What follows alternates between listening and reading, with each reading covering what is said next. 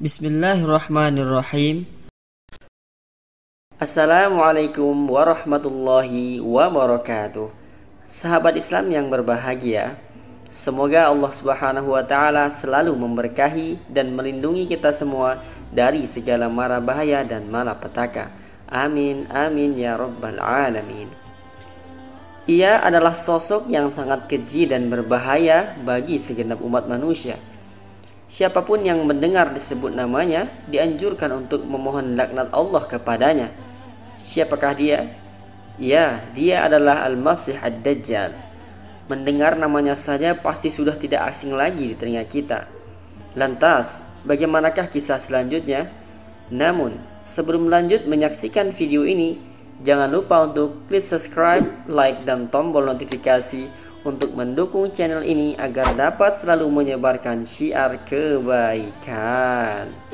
Siapa yang tak tahu Dajjal? Semua umat muslim pasti sudah pernah mendengar namanya.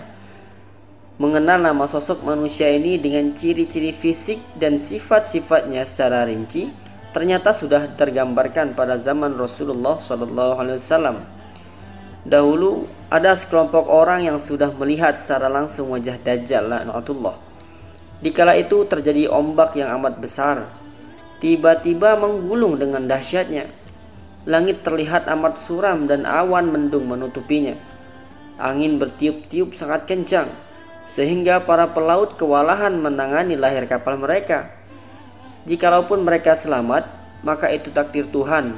Begitulah mereka berujar, hanya bisa pasrah meski terus mencoba bertahan untuk tetap hidup. Mereka pada saat itu berjumlah 30 orang dari bangsa Arab, tepatnya dari kabilah Lakhom dan Judzam. Tamim Ad-Dari nama pemimpin mereka. Saat sinar mentari menerpa, betapa tak terkira kebahagiaan yang mereka dapat ketika memandang kapal mereka masih utuh. Meski banyak kayu yang patah, namun layar pun tetap berkibar meski telah tercabik-cabik oleh angin. Dan yang paling membahagiakan lagi adalah ketika mereka semua selamat dari peristiwa tersebut. Namun, kebahagiaan itu hanya sekejap ketika mereka menyadari bahwa di sekeliling mereka hanya air.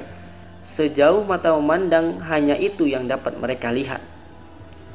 Setelah 1 bulan terombang-ambing di tengah lautan, mereka melihat sebuah pulau dan mereka pun segera merapat ke satu-satunya daratan yang ada di hadapan mereka. Luasnya samudera biru itu saat senja mulai tenggelam di telan laut. Mereka pun telah mencapai daratan tersebut. Sangat mengejutkan, Tamim dan kawan-kawan disambut oleh binatang mengerikan yang bulunya sangat lebat. Kepala dan ekornya tak jelas. Karena terlalu lebatnya bulu yang menutupi seluruh tubuh binatang itu, Tamim bertanya kepadanya, "Binatang apa kamu ini?" Tanya Tamim ketakutan. Binatang itu pun ternyata mampu berbicara. "Aku adalah Ajajassah," jawabnya. Tamim ketakutan dan kawanan mereka pun berbisik-bisik karena terheran. "Apa itu Ajajassah?" Belum terjawab pertanyaan itu, binatang tersebut berkata lagi, "Kalian pergilah ke kuil di sana. Ada seorang pria yang sangat menanti berita dari kalian," ujar Ajajassah sembari menunjukkan arah ke kuil itu. Rombongan kami pun tak kuasa menolak. Meski bulu kuduk mereka berdiri, mereka tetap melangkahkan kaki menuju kuil yang dimaksud. Mereka bergumam, "Bagaimana jika yang akan kita temui adalah setan?" ujar seorang rombongan. Namun kami pun tetap menuju kuil itu. Betapa terkejutnya mereka, ternyata di dalamnya terdapat seorang laki-laki yang super besar yang dibelenggu. Kedua tangan dan kakinya diikat dengan leher. Lutut dan pergelangan kakinya juga diikat. Bukan hanya ikatan biasa, tetapi ikatan itu terbuat dari besi yang sangat kuat. Mustahil jika ia mampu menghancurkannya kecuali atas izin Allah Subhanahu wa taala. Laki-laki raksasa itu berambut keriting dengan mata kiri buta dan di dahinya terdapat tulisan abjad Arab Kaf, Fa, dan Ro. Jika disambung menjadi kafir. Tamim berkata, "Sungguh makhluk macam apa kamu ini?" Laki-laki bertubuh besar itu pun menjawab, "Sesungguhnya kalian pasti telah tahu tentang aku. Maka beritahu kepadaku siapa kalian." "Kami adalah orang-orang Arab menaiki kapal namun mendapati gelombang luar biasa sehingga kami terdampar di pulau ini. Kami pun bertemu hewan di pulau itu. Lalu hewan itu meminta kami untuk kemari," kata Tamim. Secara ringkas, Dajjal kembali bertanya kabar kepadaku mengenai pohon-pohon kurma di Baisan. Yaqut Al-Hamawi berkata, ia adalah sebuah kota yang berada di Yordania dan terletak di semenanjung Syam.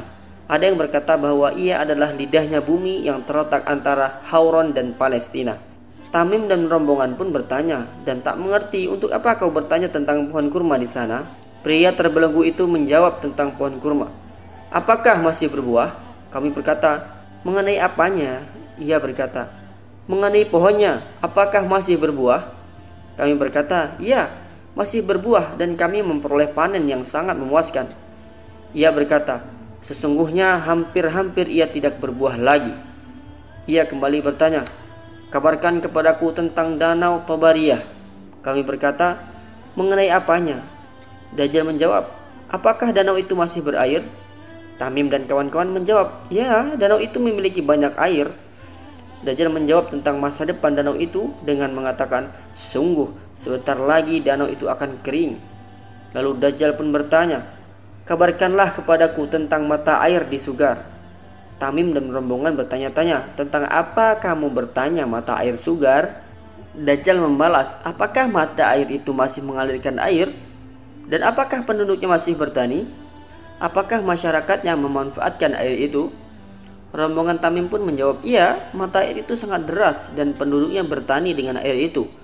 Ketiga pertanyaan itu belum membuat Dajjal puas karena ia terbelenggu ribuan tahun sehingga tak tahu lagi kabar dan perkembangan zaman. Lalu ia pun melanjutkan pertanyaannya dan meminta kabar dari Tamim dan pengikutnya dan bertanya, kabarkan kepadaku tentang Nabi yang ummi. Apa yang ia lakukan? Tanya Dajjal. Rombongan Tamim pun memahami dan menyadari bahwa yang ditanyakan adalah perihal Nabi Muhammad SAW yang saat ini diutus. Tamim mengungkapkan tentang dirinya bahwa kami merupakan orang-orang Nasrani pada saat itu dan belum mendapatkan hidayah menuju Islam. Tamim pun menjawab, ia telah muncul dari Mekah dan tinggal di Yathrib, Madinah. Ujar Tamim, apakah orang-orang Arab memeranginya? Tanya Dajjal dengan kaki masih terikat kencang. Ya, jawab kami dan teman-temannya. Apa yang Muhammad lakukan terhadap orang-orang Arab? Apakah ia telah menang atas mereka dan membuat mereka taat kepadanya dan Robnya? Apakah itu terjadi? Tanya pria kafir itu lagi. Ya, ujar Tamim. Pria besar itu pun mengakhiri pertanyaannya. Kemudian ia memberikan kabar mengejutkan. Sungguh baik bagi mereka yang taat kepadanya. Aku beritakan kepada kalian siapa aku. Aku adalah Al-Masih Ad-Dajjal. Kelak aku akan mendapatkan izin keluar dan berjalan di muka bumi ini dari barat sampai timur. Tidak akan kutinggalkan satu negeri pun kecuali aku lewati dalam waktu 40 malam. Kecuali Makkah dan Madinah. Dua kota itu haram bagiku memasukinya. Setiap kali aku ingin memasuki kedua kota itu, malaikat menghadangku dengan pedang. Mereka menghalangiku masuk kedua kota itu.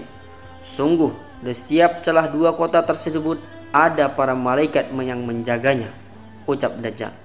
Usai pertemuan rombongan Tamim dengan Dajjal, mereka tak percaya bertemu dengan pria mengerikan itu.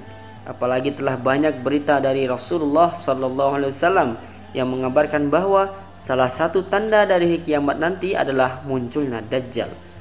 Sepulang dari tanah Arab, kami segera bertemu dengan Rasulullah SAW dan mengisahkan perjalanannya. Ia pun segera menyatakan diri memeluk Islam. Rasulullah sangat gembira mendengar pengalaman Tamim yang luar biasa ini. Pengalaman itu pun segera dikabarkan Rasulullah, yang kemudian Rasulullah SAW mengumpulkan umatnya di dalam masjid. Kemudian Rasulullah SAW mengisahkan perjalanan Tamim dan rombongannya. Semoga Allah menyelamatkan kita kaum muslimin dari fitnah Dajjal dan menjauhkan kita dari fitnahnya. Amin ya rabbal alamin. Adapun biografi Tamim Ad-Dari, wafat pada tahun 661 Masehi, adalah salah seorang sahabat Nabi SAW. Awalnya ia adalah seorang pendeta Nasrani.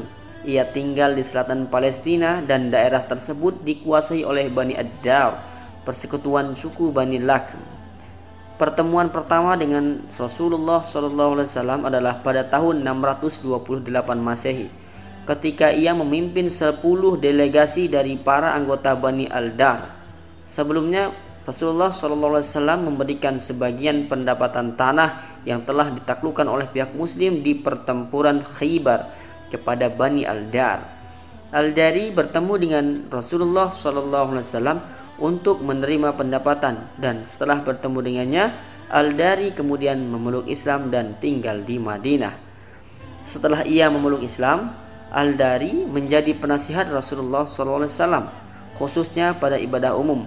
Saran-sarannya termasuk pengenalan penggunaan lampu minyak di masjid-masjid. Selain menjadi seorang penasihat, ia secara tradisional dianggap sebagai narator pertama cerita agama Islam. Banyak cerita termasuk tentang di pengadilan terakhir, binatang dan kedatangan Dajjal. Sebelum wafatnya Rasulullah SAW, Ad-Dari diberikan sebuah wilayah kekuasaan besar untuk menguasai Hebron, Bait Anun, daerah sekitarnya. Meskipun saat itu Palestina masih di bawah kendali Bizantium.